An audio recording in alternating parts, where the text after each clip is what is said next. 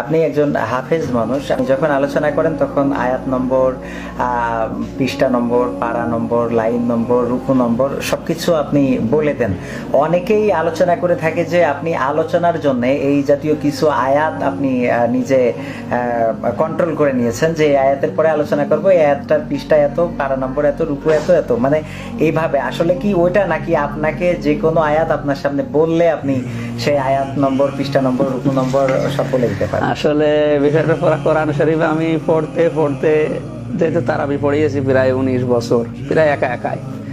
আর রমজান মাস আসলে আমার কাজই থাকে কোরআন নিয়ে। আমার মনে হয় এই 19 বছর হাফেজ হওয়ার পরে কতবার যে কোরআন শরীফ শেষ করেছে আমার নিজেরও জানা নেই। মানে সূরা ফাতিহাটা যেভাবে ওরা কোরআন শরীফে প্রায় ওই রকম আয়ত্ত করে ফেলেছি। ওই আয়াত, পারা, পৃষ্ঠা, লাইন, রুকু সব আমার ওইভাবে আয়ত্ত করা আছে।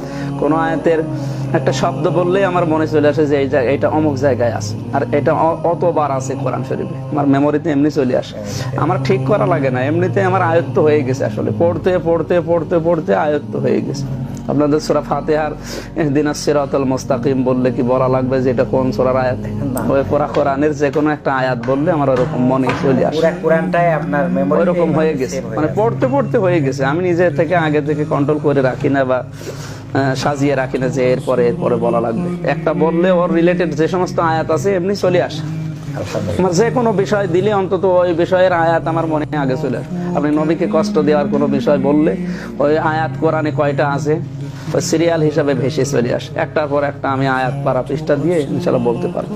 মুহতারাম, এই প্রসঙ্গে যদি আপনার কাছে আরো একটু জিজ্ঞাসা করি, সেটা হলো অনেকেই আবার এরকমও বলে থাকেন যে এটা আপনি মানে কিছুটা জাহেরি করছেন যে আপনার জ্ঞান অনেক বেশি। আসলে কি মানে আপনার মধ্যে তো এটা মোটেও কাজ করে না, তো তাদের এই মানে কথার জবাবে কি বলবেন? আমি আলোচনা যেখানেই করি 2 রাকাত করে নামাজ আগে পড়ে নেই। আমার বিশ্ববিদ্যালয়ের স্যার ডক্টর হিজবুল্লাহ উনি ক্লাসে এই কথাটা বারবার বলতেন, যখনই যারা আলোচনা করে অন্তত 2 রাকাত নামাজ আদায় করে আল্লাহর সাহায্য চেয়ে তারপরে শুরু করব।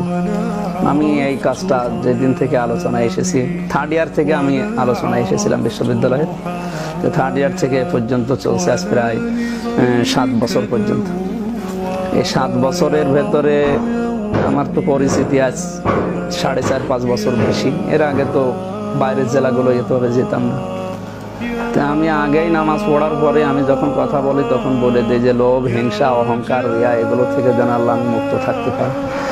আমি ওগুলো বলে দিই। আর একটা কারণ হচ্ছে মানুষ, অনেক শিক্ষিত মানুষ থাকে স্টেজে, এমনকি সামনেও অনেকে ছদ্মবেশ নিয়েও থাকে। এদের সহজের জন্য বলি, আমি আয়াত, পারা, পৃষ্ঠা, লাইন, রুকু নাম্বার বলে দিলে ওরা অনেকে মোবাইলে তুলে নেয়, লিখে নেয়, বাড়ি যেয়ে যেন পড়তে দেখতে একবারে সহজ হয়। তাছাড়া এখন যেহেতু রেকর্ডিং এর যুগ, রেকর্ডিং এর যুগ, আর অনেক ওটা কিন্তু বারবার সে রিপ্লাই করে নিতে পারছে যে আয়াতে এই জায়গায় আছে। যেমন পারা নাম্বার, পৃষ্ঠা নাম্বার বললে ওই পৃষ্ঠায় যাওয়ার পরে ওই লাইনটা খুঁজে নিতে পারে। এমনকি লাইন নাম্বার বলে দেয় হাফিজের কোরআন শরীফে, সহজের জন্য বলে। এটা রিয়া বা অহংকারের জন্য কেন? এটা আরো একটা বিষয় হলো যে এখানে যেমন কয়দিন আগে সৈয়দ নজরুল নামের একটা বক্তার ব্যাপারে যে আয়াত বানিয়ে বলছে, 22,000 কোনো সুযোগ থাকার